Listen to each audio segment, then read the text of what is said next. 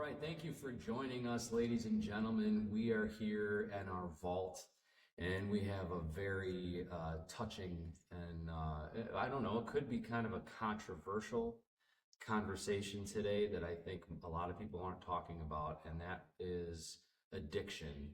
And we're going to talk about our experiences with it and the information that we know about in the community of people with special needs and disabilities that could also be suffering from addiction. So, Chris McCarthy. Dino Shulotz. Matt Mullenkamp.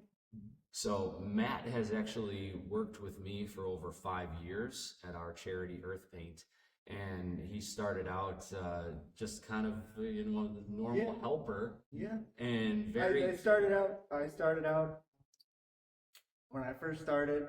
I was really struggling to find out what I could do. Like my first couple weeks being there, I was just cleaning lids, and Chris looked at me and he's like, if you want to be here full time, you got to do more than clean lids. Yeah, I just over time, I think it took maybe 3 months Maybe in not order even. for me to figure it out. And once I figured it out, there was no slowing us down, me slowing me down. And Expanding on your my abilities. my whole life is just about adapting and being able to figure out how to do things on my own. When I first got into Earth Paint, I couldn't even lift 5-gallon buckets. Well, why is that, Matt? Well, because I wasn't as strong as I am now. I'm more physically active. I'm moving around every day, and that's Figured out you could do things that you never well, thought yeah, you could do. yeah. I figured out how to do things my way. That's awesome. Once I figure out how to do it my way, Sky's the limit. sky's the limit. Yeah. And that's what ability is all about, because everybody everywhere has an ability. And Matt,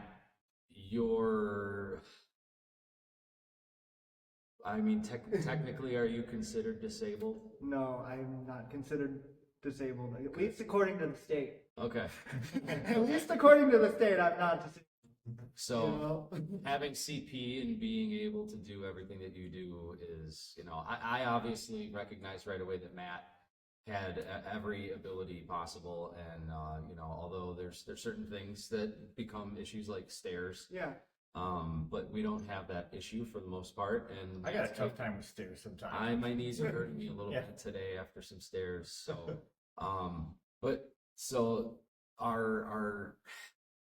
the hard thing to talk about, I think, is addiction, and that's why we're in the vault. I think it represents what's going on inside your mind when you're struggling with an addiction. And for me, the addiction was alcohol, and there's probably some others that I'm figuring out along the way too. For me, I don't think one addiction is like all. Yeah. It's more of an addictive personality and what direction you point it. You know what I mean? What you chose to do, to take. The substance is not as important as the brain pattern that you have, that you become kind of obsessed with a certain thing. And it's usually to to get rid of an uncomfortable feeling inside of you, whichever one you choose, I think is less important that, just trying to pick the healthiest way to kind of minimize that uncomfortable feeling or figure out why you feel that way in the first place. Right.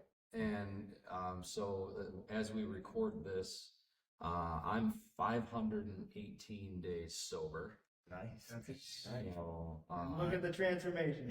Yeah. I'm I think 581, like just over 19 months or something like that. okay. Yeah, something in there. So the cool thing about Dino and I is that we have a common connection through my wife.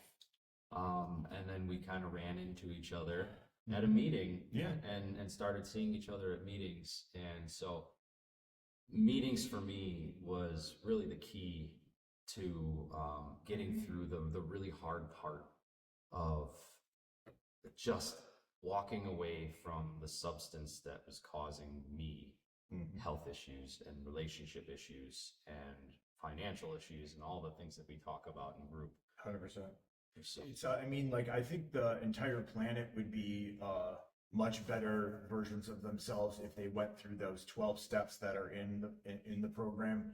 Because all it really does is make you look at yourself and identify patterns that are limiting you and holding you back, making that you're aware of them, and then working on not doing them again. And then spending every day trying to not, you clear out all the old baggage, and then you're trying not to start any new baggage. That's what I think it really is. And when you start to look at why I feel uncomfortable in X situation, and then I go to drinking to kind of minimize that, identifying the problem was the biggest thing, right?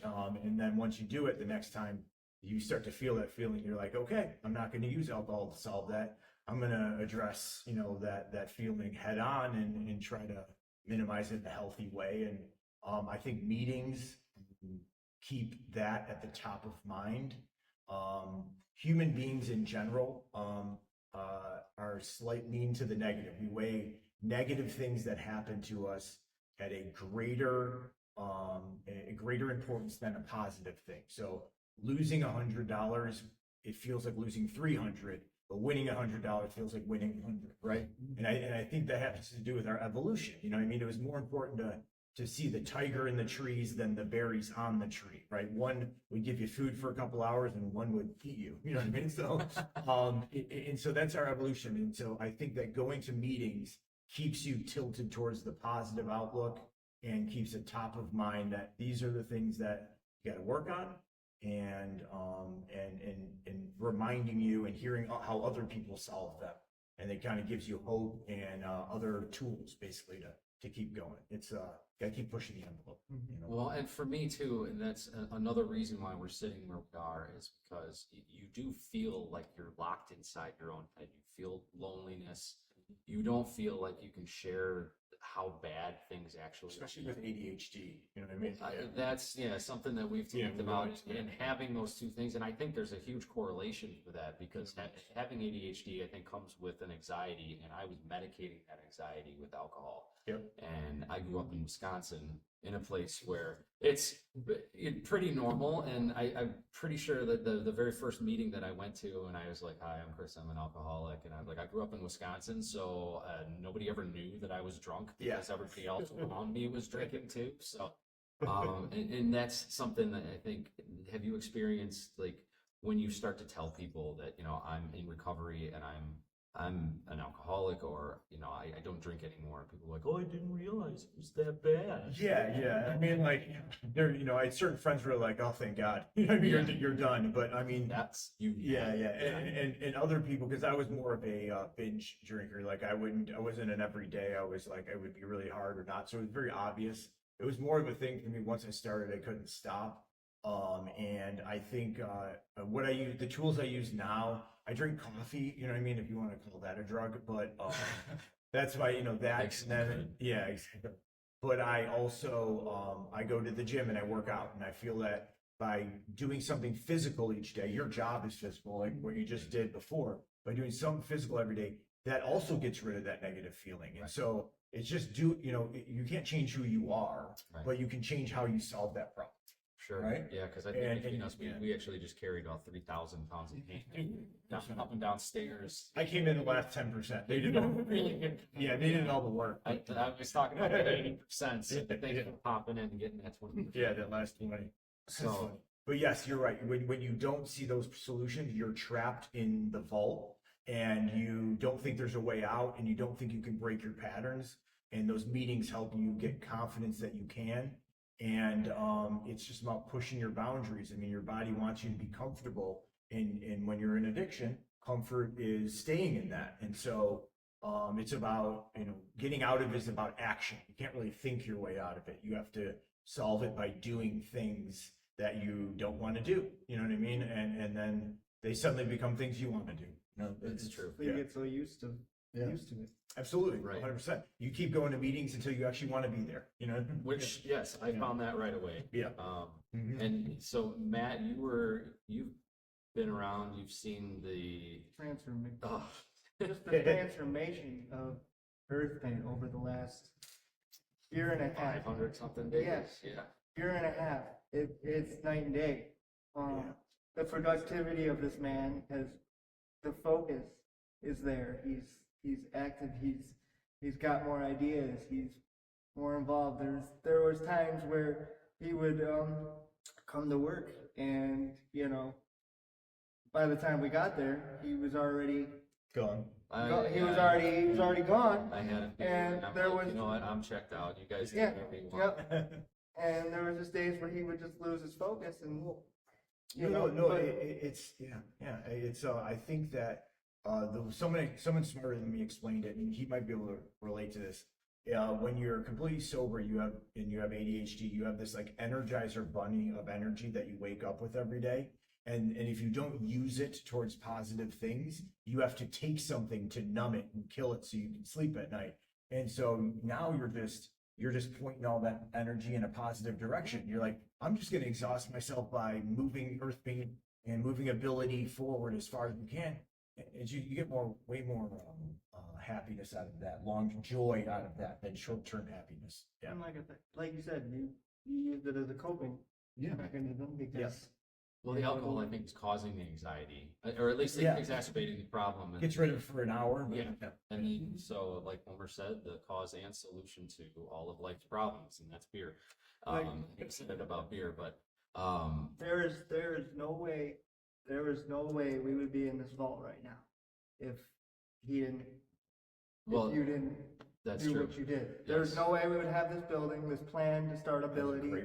and just try to grow into something bigger than we've ever been. There's no way we would have been able to do this without him cleaning himself up and fixing his life. 518. That is not 518 days. That is 518 individual 24-hour periods where he woke up and said, I'm going to make this day the best day it could possibly be, only focusing on things he can control and not worrying about anything else. And then you string enough of those together and crazy things happen. You know? So, Matt, you have told me a lot as I've gone through this journey about your experiences with people that you know who have suffered probably way worse than I ever Yeah. did with addiction. Yeah, they're doing harder substances. They don't have. You have a sense of purpose. You had a sense of purpose in your life. You were obviously active, and you started your own charity and this and that. But the people that I grew up with that struggle with addiction and doing what they do, they struggle because I feel like because they don't have a sense of purpose, and It's a great point. and if you don't have a purpose in this world, you are going to struggle, and that's why I feel people tend to turn to addiction because it takes the pain away. Yeah, right. And And it's hard to find that purpose. And you yourself live in pain sometimes. yeah. Mm-hmm. So, do you think because you have CP that prevented you from going down a similar path? What does TP stand for? Cerebral palsy. Okay, thank you. I just want to No, I was around it all my life, and I just grew up seeing it, and I've dealt with some very scary things, and I just told myself, like, I just don't want to be that. It was more, I wanted to be an example to these people for whatever reason. In high school, those are the people I attracted. Those are the people that I Well, because you're super fun. Yeah, So- but like, and I'm just like, I guess you could say a bundle of light Yeah. on their life that they, I love bundle of light that they needed. Like, Yeah. I don't know why.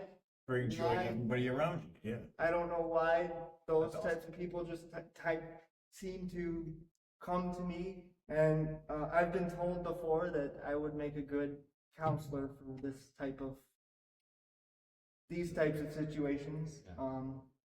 Yeah. But yeah, I grew up around it all my life, and I just told myself I don't want to be that, so I've tried to just. Do you think that those negative things that happen, those that those things that you saw made you a stronger person now? Oh, yeah. I mean, Oh, yeah, you got a lot of benefit from it also? Definitely. Because I think the most successful people in life are the people that went through some sort of trauma at some point. Not necessarily trauma might be about, but saw some bad in the world and then chose to be, go above it and outgrow it and try to do better. And when, because there's bad and good everywhere. And so I think the people that, it builds strength, you know what I mean? It brings you kind of like a callus on you that you can handle more. And that's awesome. And then if you're bringing the light to everybody, I mean, that's a good thing to be in this world. You know what I mean? Obviously, I love that. And I will say that one of my coping mechanisms was being around people, not only you, Matt, but the rest of the staff. You know, I had a family, I have a family, and I've spoken at groups where it's like, I can't believe that my kids alone were not enough for me to just stop. And the people that we employ at Earth Paint were not enough, because at Earth Paint, we're kind of a family. We're definitely a family, and that wasn't enough for me to just stop. And but is there like a level of guilt that where I put myself in that position, so where I'm like, I'm trying to do amazing and good things every day and help people and help the environment, and the ability is all about connecting people to being more helpful and encouraging people that might have disabilities to say, you know what, I have an ability, I can do that. So, and that was like, okay, that made it okay for me to. There's a lot of that. There's definitely a lot of people that do, how do you say it? I'm going to do all of this good all day so that I can earn that time at the end. And so, are you really doing that good for the good itself, or are you doing it so that you can justify X behavior, later? Right. But in that scenario, you're getting through a time period, a moment in your day to then have some relief from it. But when you get sober, now that you've been sober for enough days, and doesn't happen immediately, and that's part of the problem. But at some point, those little things that you see, like the time with your kids, where you guys are going, the swim thing you're doing tomorrow, the day that you spent with here, like you start to truly enjoy them again and see them for what they are, and like cherish those moments. And I don't know, it's weird how the little things that you oversaw and looked past before now become the things you look forward to. And it's only by stringing enough sober days together. You know what I mean? And you start flipping your mind, and it changes. And that's what happened with me. Like I used to do the same thing, work hard to play hard situation. I did that a lot, and I think now I look back and I'm like, I just look at it as a wasted time.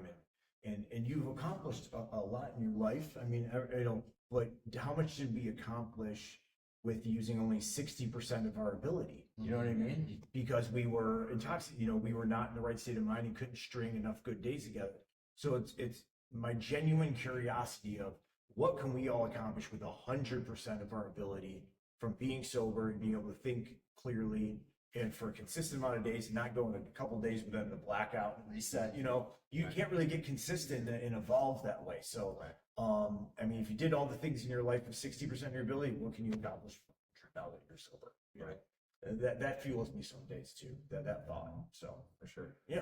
I don't know. It's cool. I mean, we're in the vault right now, but I feel like in reality, all three of us are out of this vault. You know what I mean? And we are now looking at it from the outside. Now, your addiction's always doing push-ups in the parking lot, waiting for you to slip up, right? So it's not, you got to do push-ups every day to fend it off. Yeah. The demon is always trying to get you to 100%. So, I mean, even if we, step out of this vault, and that vault is still going to be right behind us trying to chase us. So we got to keep moving forward every day to outrun the vault, because if you start standing still again, it's going to catch up with you. So I mean, I love that we're in here, but I think in reality, I think it's time for us, past because we're past it. So let's get out. Yeah. All right, so now we're out of the vault. We made it. And that's another representation of being in recovery. The vault's always right behind you, and it's in the back of your mind. And I don't think, I mean, there's some good days for me where like alcohol doesn't cross my mind at all. Yeah. And I think that has to do with how much stuff we have going on, and like this whole idea of encouraging people with disabilities to do more with their lives really kind of just took away all of that negativity in there, like you said. Yeah. That reward for doing something good, because now the reward is actually the goal. Yeah, well, I mean, it's about staying uncomfortable. You know what I mean? Like, how did you were cleaning off the lids, right? And then you were courageous enough to be uncomfortable, try something new, and then try something new, and it's that it's doing action. It's action oriented. It is not thinking. It is these are the actions I have to take, and I'm going to do things that make me uncomfortable, and I'm going to keep pushing my boundaries out because you're either growing or you're dying slowly. There is no like maintain. You know what I mean? So you're either pushing the envelope up or you're not. And I love that. I love that you wanted to do more.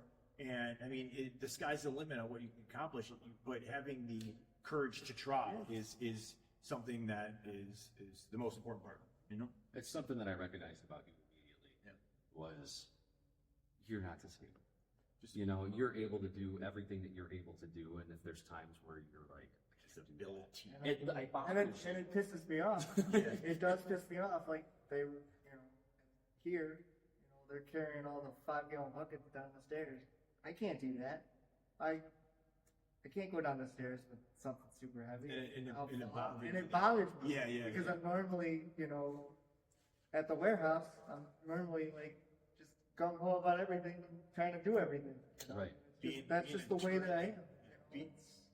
Being internally optimistic like you are, just being an optimist and bringing light to everybody, and then being willing to try, new things that's it right there. It's a tool. And that's what kind of led me to do some research about how addiction can affect people who have disabilities.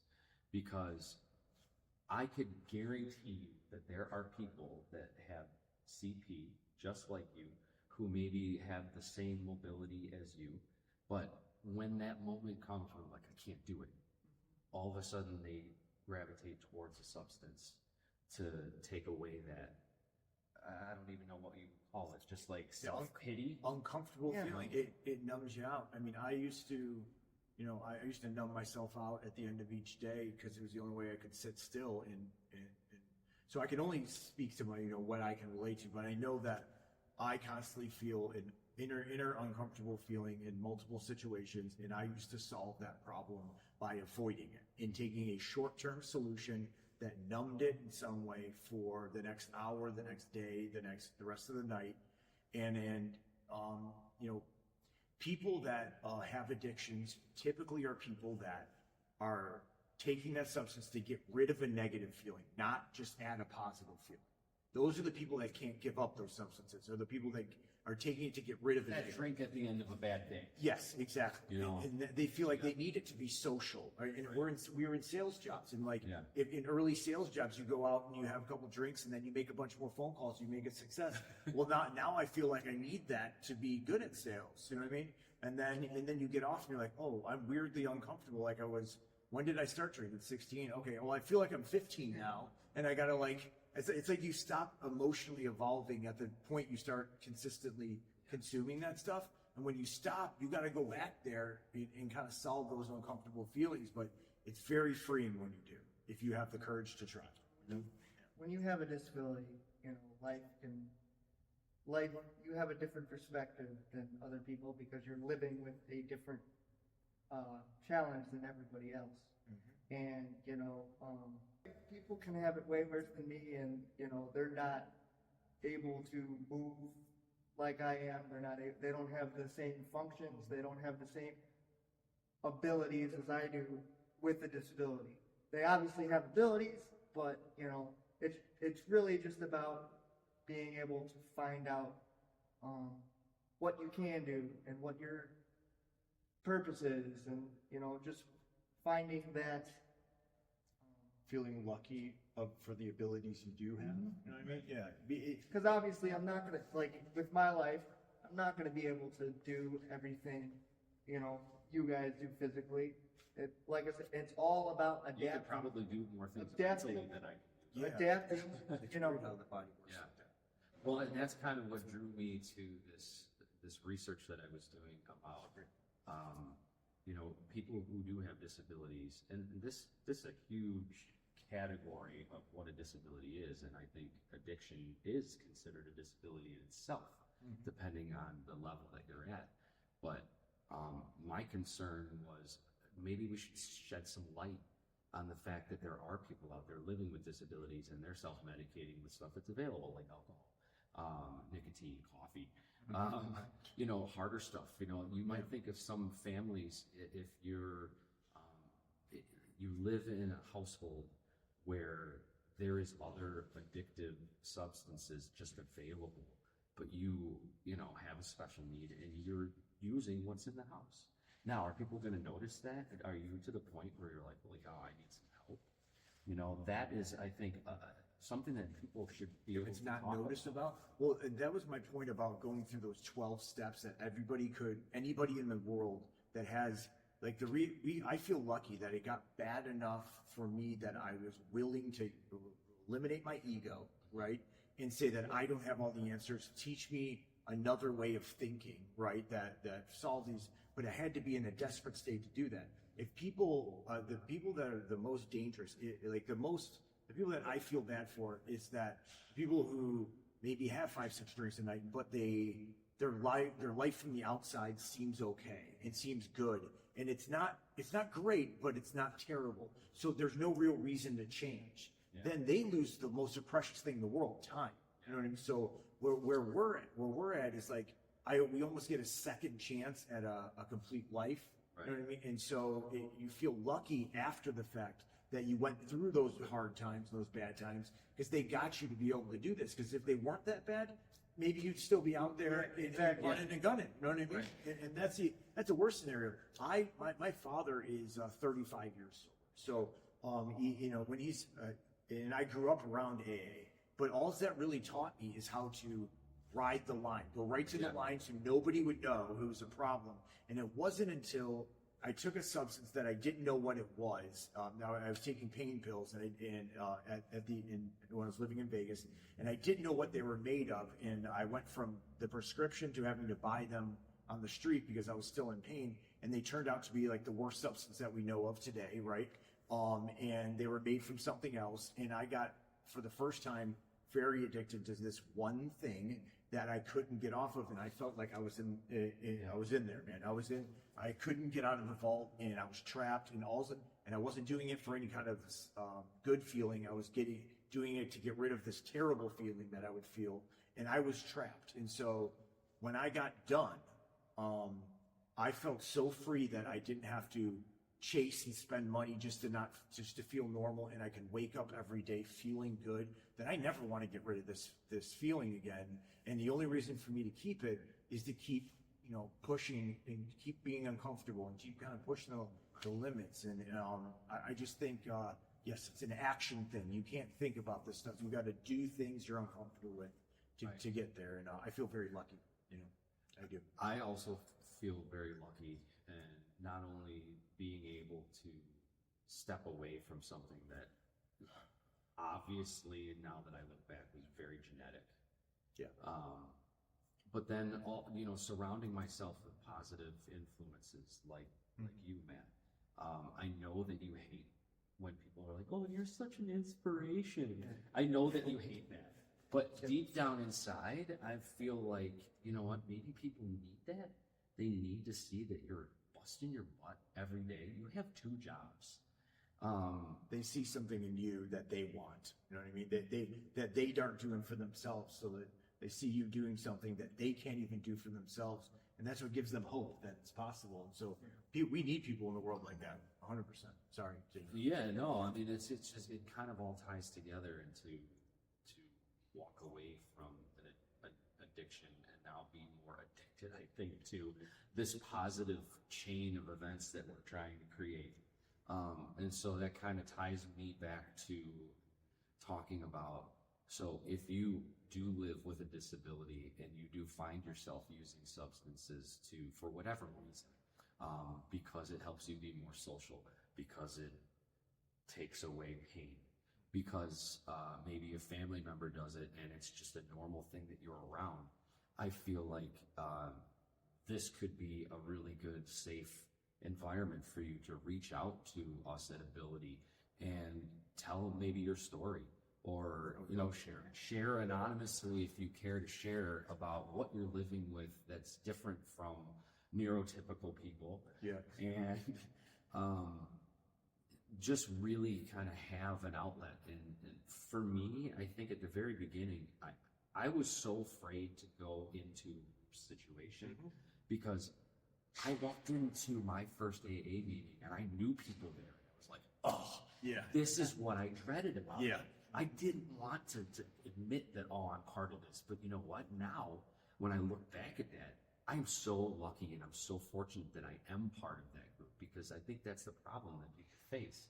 It's like, I don't want to be considered The that. embarrassment. Yes. And that's an ego thing that I don't Right. want other people to see that I have a problem. But when you admit it, like, you want to be the best version of yourself. You said something that reminded me that you're now addicted to like making ability in this being as successful as possible.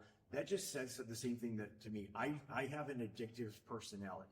I cannot change the type of human I am, but I can point that in positive directions. Right. And so you're not going to be a different person. That's not possible. And maybe someone who's neurotypical can't understand that. Right. Just be different. That's not possible. This is what I am. But I can point my brain, which has a lot of abilities, right, in the best positive direction. And I just think that's the beauty of it. And please tell us your stories, because I speak at, outside of our meetings, I speak at rehab centers to people that are very newly sober. And I do that so I can give them advice, but more importantly, really, is that they help me remind me of what it was like. So us sharing each other's stories back and forth is going to be a mutually beneficial situation. I'm just telling you whatever works for me, and I want to hear what works for you, And we want to lead by example, and I think that's the only thing we really can do. And Matt, you're a perfect example of leading by example. So what if it's not an addiction? What if it's not a substance? What if it's just a confidence issue? Yeah. Matt here can give you some tough love. Yeah. And he's not going to I won't share it today, but man, I will not be easy on people who are complaining or bitching about. I don't sugarcoat shit, so be ready for that when that's. I love it. And we need that tough welcome, love. yeah, so we definitely welcome the opportunity to at least provide us a place to tell your story, if you're too afraid to, and do it anonymously, or we might encourage you to do it in a forum like this, because that could be the one thing that helps you overcome, and maybe you do have to tell. You want to come share your story? I would love to have that. Everybody out there, you're gonna have people who care enough about you to say, wow, I never realized this is an issue. What do you need from me? And Let's help each other become the best versions of ourselves. It's just about supporting each other and giving you the confidence to try. You know what I mean? It really is, and that's what that would do, and that's what we would hope that this information kind of gives people. Yeah. Is hope, encourage, and a little bit of tough love. yeah, you're gonna get it. This is the spectrum. I'm like, He's the it's hammer. gonna be okay. Yeah. Here, let's give you something to do to occupy your time. Yeah. And that's gonna be like, what the heck is wrong with you? This is our hammer, all right? We might be surgical tools over here. He's the hammer. So, we very much appreciate you listening and watching, and we're excited to have more opportunities to beat to you right back at you. More opportunities to talk and share, and maybe bring you here with us. So that leads me to, what do I always ask at the end of our episodes? Go for it. Please subscribe. Please reach out. Please thumbs up. Do what we have to do to make our social platform available to more people. And I know a lot of YouTubers out there are doing it because they're trying to get the most subscribers that they can, and they're trying to make a lot of money. And I think in our side, having subscribers and getting out there more and sharing could just make more people more I confident. just want to help the most human beings feel Yep. feel good and feel and have the courage to try. The more people we help, the rest takes care of itself. But we just need more people to see this. Right. That's what it comes Helping down to. people is the best feeling in the world. Dude, yeah, it's better than any. And money. that's all we want to do. You know what, honestly, Matt, I see you help more people than most people do. And it's just part of your nature. How good do you feel when you get home? at Oh, night? it's the best feeling in the world. There you go. Yeah, Best That feeling says in the it right world. there. There's nothing better than helping a person. yeah. Absolutely. And If that's I'm able to help somebody, I'm gonna help them. That's it. awesome. Well, stay tuned for more episodes. And if we do get some people that want to share their stories, you'll hear about them here. And check out ability.org, and that's ability spelled with an E, kind of like Abolite. So you'll see that on below, and we look forward to sharing more ideas and more really cool stuff that we're planning on doing. So Glad have to a have good you, my one. friend. Stay out of the vault if you can. Yeah, exactly. Take care. Take care.